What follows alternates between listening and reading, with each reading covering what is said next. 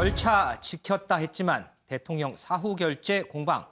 어제 국회 운영위원회에서는 청와대 비서실에 대한 업무 보고가 있었습니다. 어제 잠시 언급해드린 대로 최근 불거진 여러 논란들과 관련해서 논쟁이 불을 붙었는데요. 심각한 분위기 속에서도 잠시 웃음이 터진 순간도 있었습니다. 그 얘기부터 먼저 좀 하고 가겠습니다.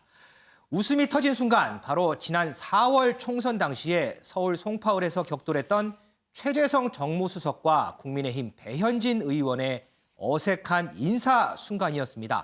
영상으로 먼저 보고 오겠습니다. 회의를 속개하도록 하겠습니다.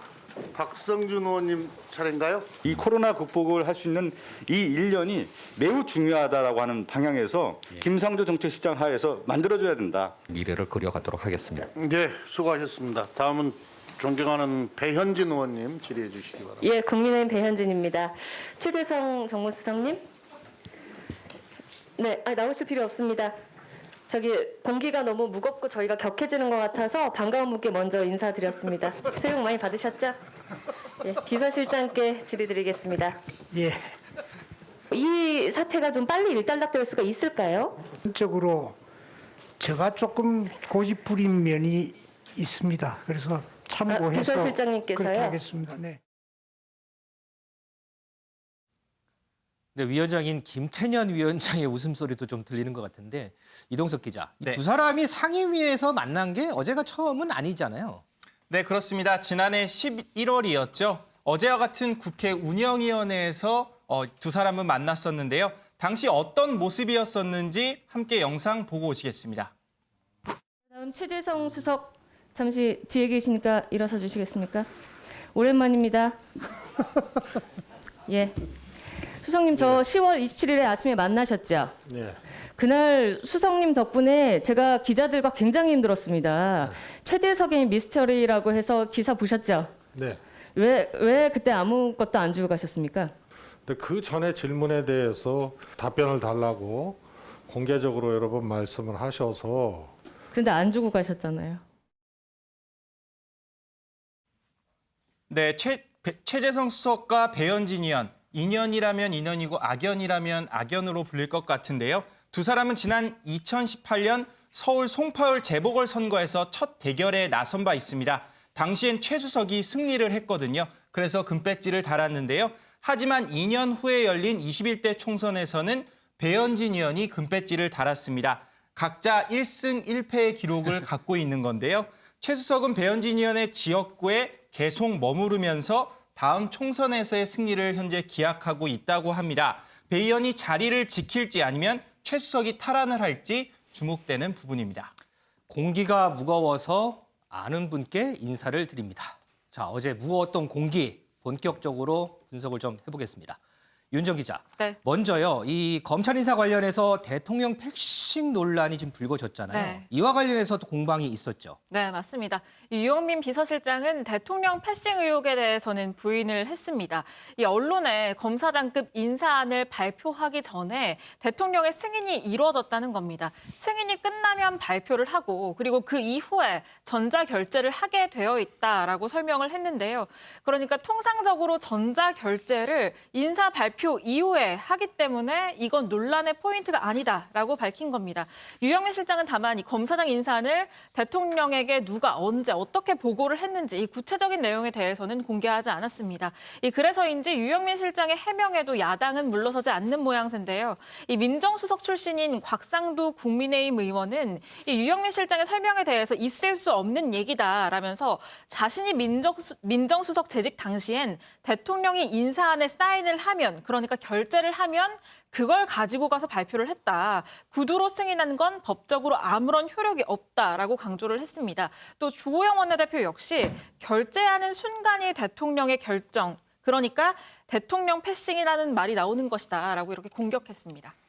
이동석 기자, 네. 이 신현수 수석 이제 거치 두고서도 많이 질문이 나왔는데, 그렇습니다. 유영민 비서실장이 사표가 수리가 될 수도 있다 이런 얘기를 했어요. 네. 이거는 무슨 뜻이에요? 네, 먼저 유영민 비서실장이 신현수 수석의 사의 과정에 대해 어떤 말을 했는지 함께 들어보고 오시겠습니다. 2월 7일 날 그 일요일 날 법무부에서 발표했지 않습니까? 그렇게 하고 2월 8일 날 재가를 했습니다. 전자결제입니다. 근데 정보 인사 발령일이 언제냐면 그 다음에 2월 9일자입니다. 그러니까 통상 그렇게 해오는 겁니다. 수차례 사의 표명했고 수차례 반려가 아니고 계속 설득을 했다. 이러기는 여러 가지 아마 대통령께서 고민을 하시리라 생각하고 결심을 하시리라 생각합니다. 본인은 사표를 내고 철회를 하지 않았고 대통령에게 일임했는데 대통령은 수리도 하지 못하고 반려도 하지 못하고 그냥 있는 어정쩡한 상태다 이렇게 이해하면 그건 되겠습니까? 아니고 그 소통수석이 월요일 날 언론에 이야기했듯이 사퇴 문제는 일단락됐다 그렇게 발표를 했습니다. 아직도 그 뜻을 굽히지 않고 있다면 어떻게 그게 일단락된 것이겠습니까? 펜딩 상태지. 대표님 조만간에 아마 결론을 내리겠습니다. 그만큼 곤혹스러웠다는 말씀을 제가 좀 그러면 저는 이렇게 이해하겠습니다. 네. 사표를 고집하고 있는데 수리도 못하고 반려도 못하고 있는 어정쩡한 상태다 그렇게 뭐 그게 오래 가겠습니까? 예.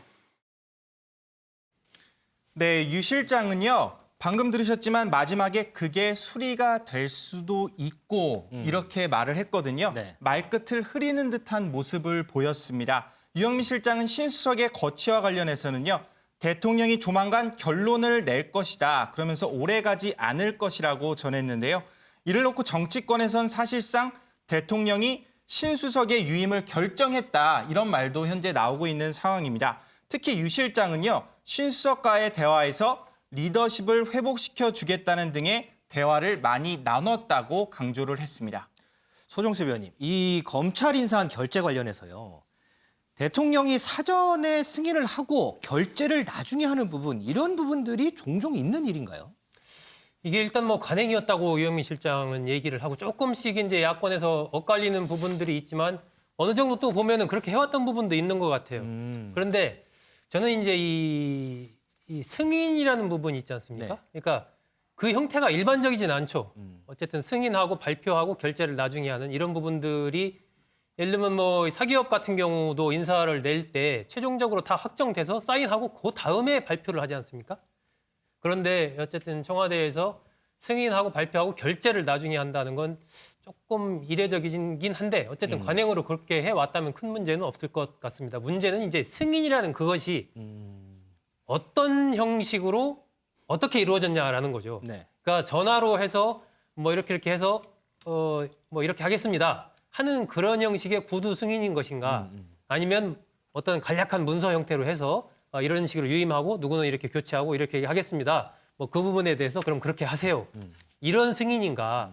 그거에 따라 좀 다를 수가 있을 것 같거든요. 전화상으로 우리가 얘기할 때면 그 부분이 정확하게 상대와 정확하게 그게 인지하는 정도가 서로 다를 수가 있어요. 대면을 안 하니까. 그렇습니다. 그러니까 그 어떤 형식으로 승인이 이루어졌는가 이런 부분에 대해서 아직 밝혀진 바가 없기 때문에 조금 그런 부분에 의문이 제기가 되는 것 같고 이번 과정에서는 더군다나 그 인사안을 두고 민정수석의 생각과 장관의 생각이 좀 달랐던 부분이 계속해서 노출이 되고 있기 때문에 아마 그 부분에 대한 여러 가지 의문이 계속 제기가 되는 것 아닌가 싶습니다. 우리 윤경호 의원님 어떻게 생각하세요? 어저께도 대통령의 인사안에 대한 승인, 그다음에 결재 과정에서 대통령 패싱 이런 표현이 나왔는데요. 자, 정부 부처의 1급 정도 인사에 해당되는 거거든요. 이번에 이 검찰 내에 서울중앙지검장, 그다음에 검찰국장, 기타 몇 자리 1급 정도의 인사에 대통령이 일일이 다 승인을 하고 결재를 해야 되는 게 맞는 거냐? 이건 아마 전임 정권에서 이미 집권을 해본 야당도 다 알 겁니다. 지금 시청자 여러분들도 한번 생각해 보십시오. 검찰 인사이기 때문에 많은 분들이 관심을 가져서 그렇지 다른 부처의 1급이나 아니면 국장급 인사, 실국장 인사를 그렇게 세세하게 다 관심 있게 알고 계시지 않거든요.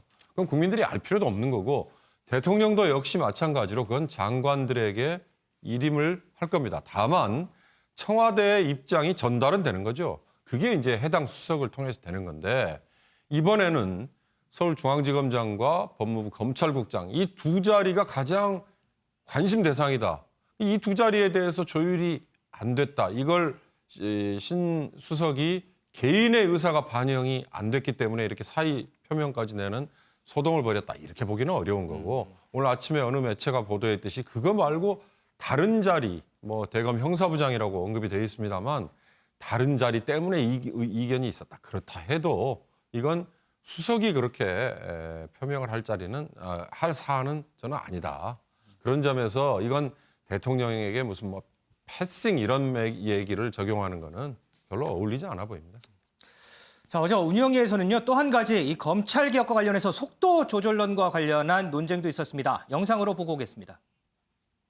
검찰 수사권 박탈하는 건 논의가 되고 있다는 게 박범계 장관 그 발언 때문에 이제 촉발이 됐는데 대통령의 의중이 뭐예요? 속도 조절 말씀하시는 겁니까? 속도 조절 이야기는 박범계 장관 그 임명장 받으러 온 날 속도 조절 당부를 했죠. 실장님, 속도 조절 이렇게 말씀하신 건 아니잖아요. 제가 정확한 워딩은 기억 못합니다만은 그러니까 그런 뜻이었다. 지금 실장님 답변이 속도 조절을 해라고 하셨냐에 그렇다라고 답변해버리면 대통령께서 워딩을 그렇게 쓰신 걸로 되잖아요. 정확한 워딩은 그거 아니었고 그런 의미의 표현을 하셨다는 겁니다. 아까 정회 때 이걸 확인을 했습니다. 그러니까 속도 조절이라는 표현은 아니고 현재의 검찰 개혁 권력기관 개혁안이 잘 안착되는 것이 중요하다는 이 말씀이 속도 조절이라는 걸로 언론에 그렇게 나왔다. 그러니까 그 워딩은 없었다 하는 것을 다시 한번 더 확인을 드리겠습니다. 문재인 대통령은 속도 조절이란 워딩은 쓰진 않았지만 어쨌든 좀 천천히 가자를 강조했는데 여당은 중수청 설치 법안을 제출하겠다는 입장.